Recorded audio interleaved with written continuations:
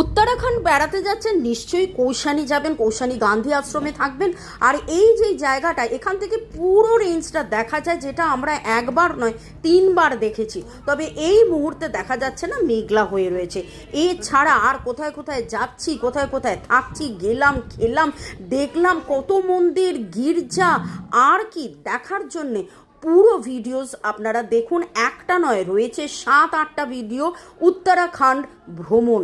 ভালো দেখুন, ভালো দেখুন, ভালো দেখুন, ভালো শুনুন। গান্ধীজির কথায় আমরা যেটা বলি, এইখানে এসে থাকা যায়। আমরা বরাবর যখন কৌশানি যাই, গান্ধী আশ্রমে থাকি। এখানে কটেজ রয়েছে, ছোট বড় লাক্সুরিয়াস সবই এই অনাসক্তি আশ্রমে। এইখানে ছোট ছোট কটেজ, আর এটা এই বড় ফ্যামিলি সুইটস। এছাড়া এখান থেকে বৈদ্যনাথ ধাম, বাগেশ্বর, পিথোরাগড়, কামাখ্যা দেবী মন্দির, নানান জায়গায় আমরা ঘুরেছি। জাগেশ্বর